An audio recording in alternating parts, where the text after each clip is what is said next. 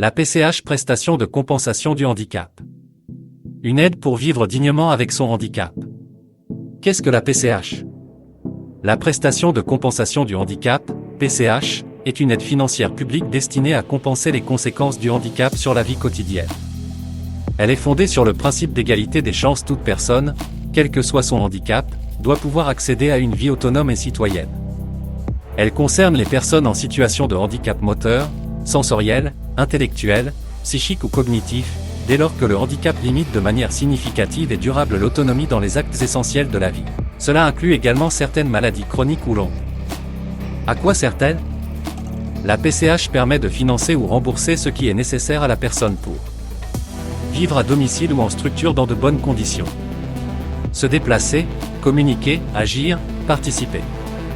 Maintenir un lien social, une stabilité, une dignité. Elle ne remplace pas les soins médicaux, mais soutient l'autonomie au quotidien. Que peut-elle financer? Aide humaine. Elle permet de rémunérer une aide professionnelle ou un proche, dans certains cas, pour accompagner la personne dans ses besoins spécifiques. Ce soutien peut être pratique: se laver, s'habiller, cuisiner, se déplacer. Éducatif: apprendre à gérer son quotidien, développer des compétences sociales, organiser sa vie. Relationnel: favoriser la communication, le lien aux autres, prévenir l'isolement. 2. Aide technique. Participation aux frais pour l'achat ou la location de matériel adapté. Outils de mobilité, fauteuil roulant, canne, déambulateur. Matériel médical, lit médicalisé, coussins anti-escale. Dispositifs numériques ou technologiques adaptés. 3. Aménagement du logement. Prise en charge partielle des travaux pour rendre le logement plus accessible. Installation de rampes d'accès, monte-escalier. Adaptation de la salle de bain ou des sanitaires. Modification des ouvertures ou des sols. 4. Aménagement du véhicule ou surcoût de transport. Participation aux frais pour adapter un véhicule personnel. Prise en charge de transports spécifiques, taxis adaptés, trajets médicalisés. 5. Aide spécifique ou exceptionnelle. Ce volet vise à couvrir des dépenses ponctuelles, liées à un handicap, qui ne rentrent pas dans les autres catégories de la PCH. Il s'agit de répondre à un besoin urgent, inhabituel ou individuel, en lien direct avec les conséquences du handicap. Objectif: apporter une souplesse dans la compensation du handicap, en reconnaissant que chaque personne a des besoins différents, évolutifs, parfois imprévisibles. Exemple concret de dépenses éligibles. Entretien ou remplacement de matériel. Réparation d'un fauteuil, d'une tablette adaptée, d'un lit médicalisé. Remplacement de piles auditives ou d'accessoires usés. Achat de câbles, supports, pièces détachées non couverts par l'aide technique. Produits ou fournitures liés au handicap. À l'aise, gants, draps spéciaux, protection. Crème spécifique pour escarres ou irritations liées à une immobilité. Produits d'entretien pour appareillage ou prothèse. Aide ponctuelle humaine. Accompagnement exceptionnel pour une sortie, un événement important. Soutien renforcé temporaire après une hospitalisation. Besoin d'un tiers pour une situation administrative complexe ou urgente. Situations urgentes ou exceptionnelles. Déménagement d'urgence pour raison de santé. Achat d'un équipement pour pallier une aggravation brutale du handicap. Participation à des frais induits par une rupture des dents ou une situation de crise. Ce qu'il faut retenir. Ce volet est très adaptable, mais il doit toujours être justifié par la situation personnelle et liée au handicap. Il complète les autres volets, notamment quand il y a un imprévu ou un besoin spécifique qui ne revient pas régulièrement. 6. Aide animalière. Contribution aux frais liés à un chien guide ou d'assistance éducation, entretien, soins. Handicap psychique, des droits souvent méconnus.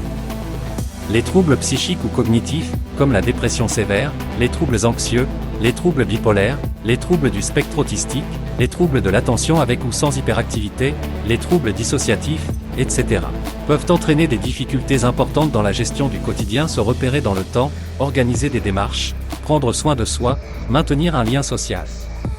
Ces handicaps, bien qu'invisibles, peuvent limiter fortement l'autonomie de la personne concernée. C'est pourquoi la prestation de compensation du handicap, PCH, peut être mobilisée pour répondre à ces besoins spécifiques: aide humaine, soutien pour les déplacements, accompagnement aux soins, etc. Trop peu connue dans ce cadre, la PCH n'est pas réservée aux handicaps visibles. Elle est un droit ouvert à toute personne en situation de handicap, dès lors que les conséquences du trouble compromettent l'autonomie de manière durable. Faire valoir ce droit peut changer le quotidien: accompagnement adapté, répit pour les aidants, meilleure qualité de vie. Ne restez pas seul, des professionnels peuvent vous aider à monter un dossier auprès de la MDPH. L'éducateur spécialisé en libéral, un soutien concret dans la vie quotidienne. La PCH permet de financer l'intervention d'un éducateur spécialisé à domicile ou en extérieur, pour accompagner la personne dans ses projets ou ses difficultés. Voici quelques exemples d'accompagnement possible.